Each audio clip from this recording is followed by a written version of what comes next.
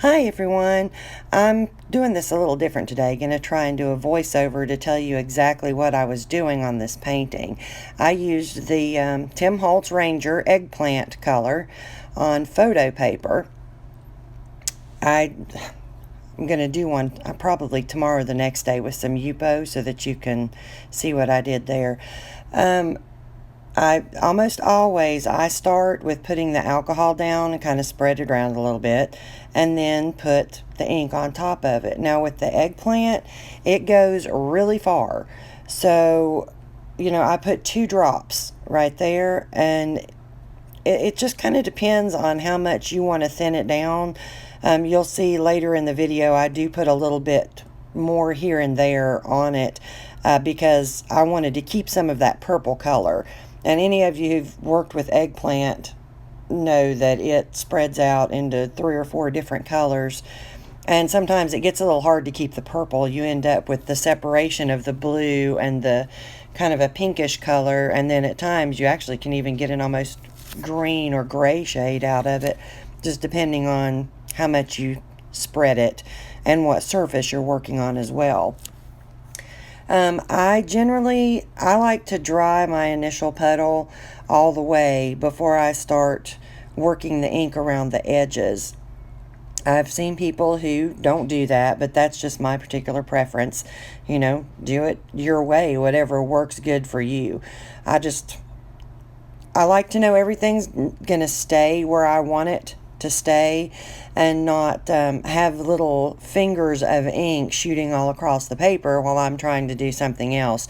So I do tend to kind of dry one spot before I go on to working on the next one. And you can see I put down my alcohol almost always along the outer edge of wherever my ink is, and then just keep blowing it back in and out. But make sure you hit the sides occasionally as well, because if you only blow it towards the center, well, actually you can have some pretty cool looking stuff if you do that too, but I just feel like it gives a little more of the folds and the kind of lines and curves in there that you might want if you come from the sides as well, not just kind of blow it all straight back towards the middle of the painting. And make sure you come back out too, so some of that color does stay on the outer part, unless you're just trying to get a whole bunch of it moved towards the inside.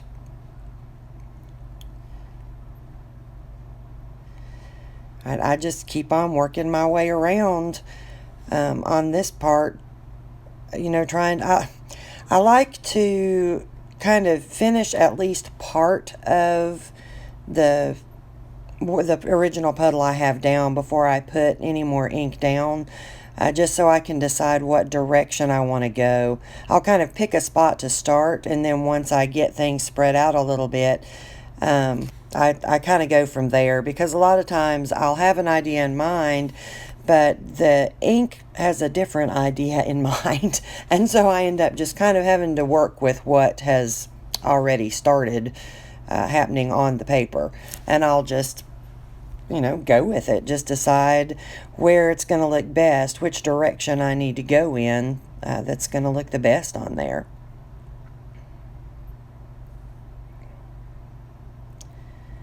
I think every now and then you'll see me, if I feel like there's not enough on the edge to get a good color to spread outwards, I will put a couple of drops of ink in the middle and pull some of that dark back out towards the edges to give me a little bit more of a wisp if I want to make my little smoky area a little bit bigger. That seems to help a lot. Now, I had a lot of people asking about what it was that I'm using. Well, I'm using a hairdryer, a Revlon brand hairdryer that I got from Amazon. You can see it's got the cool setting on it, which is what I use 99% of the time. It's got the low heat and the high heat on it as well, but the only time I'll ever use even just the low heat is if I really want to get a section to dry. But this thing is great. It's so comfortable to hold. It's much better than a a hair dryer that just has a regular hair dryer that has a handle on it. My hand was cramping when I started doing this, and I had seen people using embossing tools. And so I thought, wow, that I want an embossing tool, but I don't want the heat from it. So I got on Amazon and looked up these hair dryers. It actually comes with some sort of like a round brush attachment with it. I just didn't put the brush attachment on it and just use it like this. And for me, it works fantastic. You know, a lot of people prefer to use a straw or just blow on it, or which I do occasionally do both of those, but I don't really often. Generally, I will only use a straw if I'm going back in and adding some metallic after I'm pretty much done with the painting, but I want the metallic back in the center. And that just kind of helps keep me from messing up my sides if I've got the wispiness. Oop, yep, there, see that? And don't worry about things like that, because that is just so simple to fix. There you go. You just put a little more alcohol down and, you know, pick it up, spread it around. Now with the eggplant, it will sometimes stain your paper. You may have a couple of little spots of light blue out there, but on this one for me right here, it really didn't matter because I had kind of decided to go in that direction anyway, which there's been times that some of my happy little accidents have caused me to change the direction that I'm going in a painting. If I know I can't get that the ink back up off of particularly Yupo, if I'm using it, I will sometimes change the shape of a painting if I think it's going to look really weird, just having these few little spots of a stained color out there. Alright, so you see I just made another puddle of color, you know, dried it, start doing the same thing, working my puddle out, just spreading things out. I always try to somehow link it to whatever I've done first, and that's kind of what I'm working on right there. Sometimes I'll have to go back in, add a little more ink in the center to kind of connect things, because the way my personal taste is, I want everything in there to touch and kind of flow together. I don't want to have just, you know, a bunch of separate spots where I've blown things out. I like the flow of things as they are touching each other and kind of all running together. So I'm sorry, you guys are going to get completely bored watching this one. But I did have, you know, several requests for one in real time so that you could see a little bit better what I was doing. And that is true, because particularly when I first, you know, before I even started doing my first painting, I would get kind of frustrated because I was watching the videos on fast forward and thinking, oh my goodness, how long did it take her to do that? Especially after I started doing it myself, because I was thinking, God, man, this is taking forever. What am I doing wrong? And then realized, well, they had their video sped up. So, you know, I have no idea how long it actually takes to do anything. And you'll see there are times it might take me literally 2 or 3 hours at least, probably at a minimum, to finish one of these paintings. But this one I was trying to do really quickly, and for a super fast painting, it came out pretty good. I think it took me somewhere around 25 minutes or so, 25 minutes in there to do this one. That's actually a little quicker than I normally do. My average time's probably around an hour to work on one, something like that, give or take a few minutes. It just kind of depends. Sometimes the ink flows where you want it, and sometimes it really doesn't. And you'll see on this one, I feel like I spent a whole lot of time trying to fix what to me were mistakes, or not really mistakes, but just things that were bothering me in the painting that I probably should have just left alone and it would have looked fine. But I am just picky, and if I'm going to paint, then I'm going to paint a painting that I might want hanging in my house. And so if I see something that might keep me from buying something, if I were shopping for art, at something that would keep me from passing over a piece, then I will try to go back and do something about that. And in here, I kept getting those little, I don't know what, I have no idea if there is a technical term for them. To me, they're those little wormies of ink, the little fingers that just want to go running here and there. And that's one of the things that drives me crazy when I'm painting, because I just don't like the way that looks. Although on this one, I didn't concentrate a tremendous amount on the center and trying to get whatever little fingers of ink in there kind of smooth out a little bit, because I knew I was going to go back and put some metallic over top, and that was going to kind of straighten out some of those problems.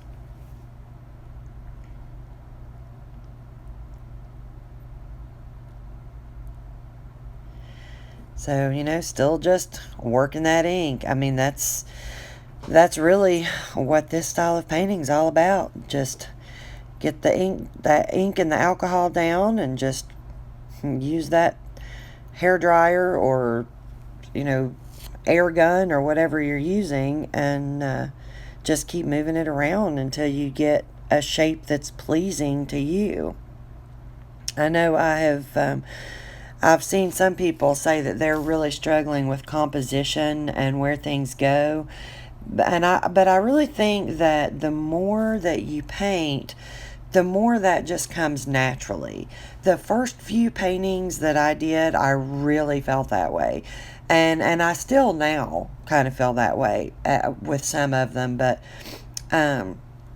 the great thing about alcohol ink is, even when you think you're done, if you look at your painting and you think, wow, that just looks really weird, you know, the shape of that is not right, just go back in and add a tiny bit more alcohol, a tiny bit more ink somewhere to the side or the top or the bottom, you know, wherever you feel like it's going to kind of balance out the composition of your painting, so that it doesn't just look odd, you know, a shape that's not pleasing to your eye.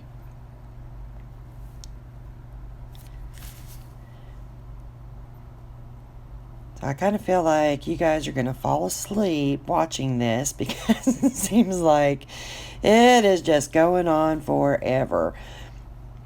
I wish I could think of some things to tell you. I know one of the things that where I'll show at the end of this when I'm done, I actually started another painting after I finished this one that this video is. I had not finished it yet when as I'm doing this, I did not have that painting finished yet, but it's using the same color, just Eggplant, on Yupo, because I really did want to show you guys the difference between using the back side of the photo paper and using the Yupo. And you may discover that you actually like the photo paper better. I've heard some people say that, and you may like the Yupo better. But cost-wise, go with the photo paper while you're practicing, because you're talking about, with the Yupo, depending on what size you get, anywhere from $1 to about $3 for a sheet. And with the photo paper, you're talking about, 15 to 20 cents for a sheet for the most part. If you get like the 8.5 by 11, that's just the standard size. So I use a lot of photo paper. And then every now and then I pull out a piece of Yupo and decide I'm going to really try to do art on the Yupo, I guess. And I can tell a difference between the two. I really like both of them, but you will notice your colors are going to be a little bit different on the Yupo than they are on the photo paper. And part of that is because the Yupo, it's got just a very faintly ivory color to it. It's not a pure white like the photo paper is. So that accounts for some of it. But it also, something about the what is it, polypropylene or whatever it is that it's made of. It stains more. It picks up particularly the blues in anything that you're using that has got blue in it. With the Ranger products, I know Slate and Eggplant. Actually, I think Current is one of those too, that has kind of a blue. With the Current, it's almost a purplish blue, but it really sucks the blue out of the ink and stains it on the paper where you can't move it around much. And just depending on your taste, you might like that better. You end up with some different shades in your colors too, just depending on what you're doing it on. All right, so on here you could see where I went ahead and laid down another puddle of ink because I wanted to come off to the side a little bit, kind of curve it around the paper a little, and I just start working it again, laying that alcohol down on the edge and coming out, pushing the ink kind of in and out until I get it where I want it. If it starts to dry along the edge, I'll put down a little more alcohol there to where I can blow it on out to get that kind of smoky, soft, wispy look on the edge. That's just my favorite style to do. And I'll, keep on trying to push it towards the center so that I kind of have that center dark line in there.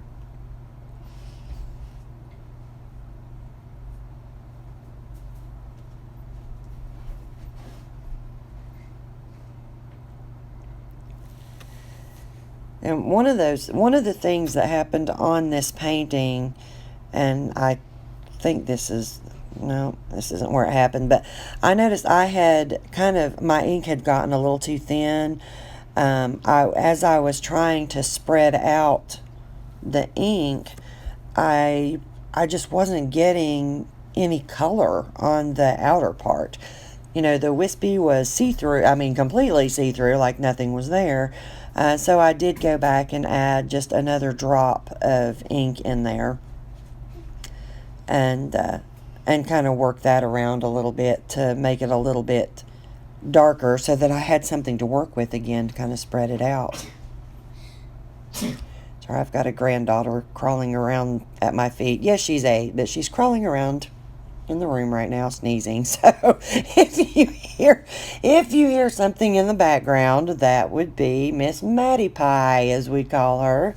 That would be Madison. Not me, it's Pooh Bear. Oh, I'm sorry. It's apparently Pooh Bear is making all the noise in here right now. Just remember, it's one of my favorite things to remind myself is what Bob Ross said about, there are no mistakes. In painting, there's no mistakes. In art, period, there's no mistakes. It's just happy little accidents. There's most of the time, no matter what you do that you didn't mean to do, it's fixable. It's not a big deal. Sometimes it actually might turn out to be the best thing that could have happened. Something that you're going, oh no, I've totally ruined it.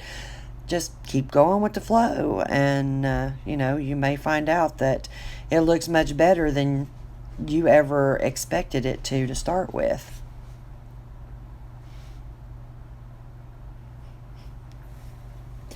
So you see, I'm kind of coming to the end of where I wanted to stop with the ink right here. I just kind of wanted to curve it around that corner of the paper there, and I wanted this end to be a little bit thinner, so I'm obviously trying to get that thinned out and using the dryer to push that little line of dark ink to join up with the rest of it where the ink is the heaviest.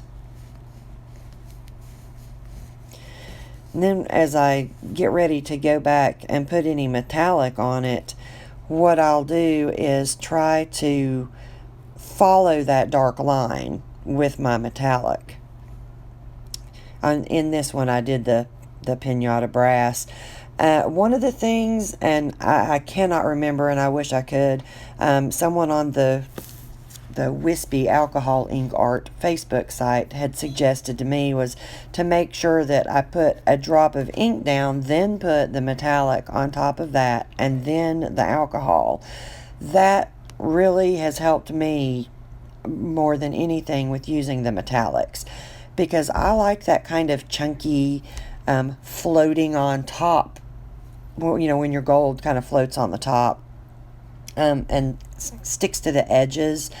I really like that look, and so that's a really good way to get it if that's what you like, is just a drop of the color, a drop of the metallic, particularly, you know, gold or brass. Some of the others don't work as well like that, but the Pinata Brass works fantastic like that. And, you know, and there I just, like I said earlier, I used a straw to keep from having the hairdryer just blow it out a lot wider than I wanted it, because I wanted it kind of confined to the center on this one.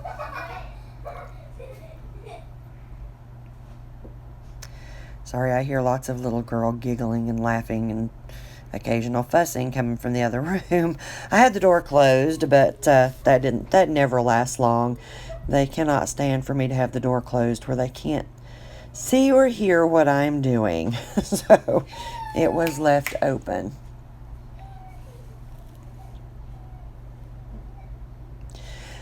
One of the other things that putting that ink down with the metallic helps with is it keeps your metallic from pushing out your ink that you've already got down on your paper too, because it will do that if you put the metallic down first. It just, I don't know, it kind of pushes it. Alright, right here I decided that I wanted to add just a few little lines coming off of the main dark area where the metallic was. So I got my handy dandy little cut down makeup brush that I've been using, and you know, there's no alcohol in that. That's just the straight Pinata Brass. And I had one of those happy little accidents. The first time I lifted it up, it splattered gold ink on the paper. So I just went with it, and I just kept dipping it in there and splattering some more little dots around on the paper because there was no way to fix that. There was no way to go back and take that off, so I just went with it. And there you see, I just kind of come off of some of the wherever the little veins are. I tend to try and follow those just a tiny bit out away from the center, just to kind of give a little more continuity, a little more flow to the metallic, so it's not so much just a blob of it in the center. There are some paintings that I don't really feel need that, but this one I just really felt like it needed at least just a little bit here and there coming off the sides.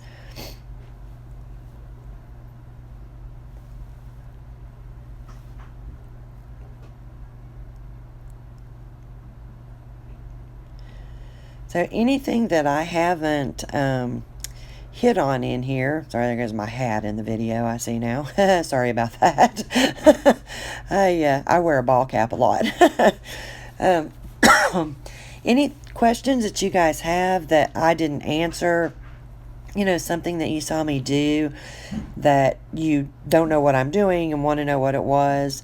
I'm very happy to answer those questions anytime. It might take me, you know, a little while to get back to you. I do homeschool our two granddaughters that live with us, and so I don't always have a lot of time to answer things until in the afternoon, and then at times, especially now that it's getting warmer, we are swimming or, you know, doing some other things in the afternoon, but I will get back to you as soon as I can.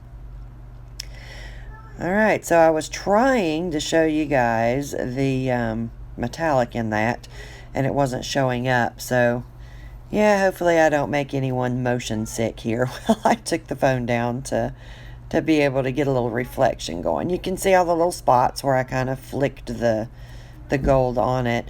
It does not tend to push your ink if you do that. I think the alcohol actually dries a little bit in the air before it hits the paper, and so it doesn't push your ink back the way it does other times. So like I said before, if you've got questions, feel free to let me know. I really appreciate you guys that have subscribed to my channel and that have watched these videos and clicked the like button on them. I've just, had a blast, and the girls have too. My granddaughters are now wanting their own YouTube channel. No, that's not happening at this age. But anyway, thank you guys again. And I'll show you here in just a second the other painting that's on the Yupo. Okay, here is this is the two paintings side by side. The one on the top, I guess, is the one that I just did in this video. The one on the bottom is one that I have started, have not quite finished with it yet, but I wanted to show you the difference between having one done on photo paper versus the Yupo.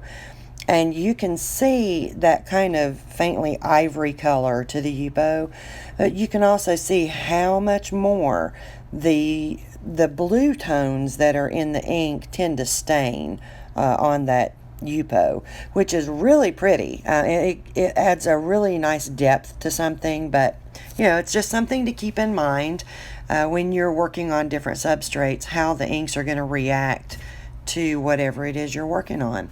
So I will have another video up soon. You guys have a good day. Thank you.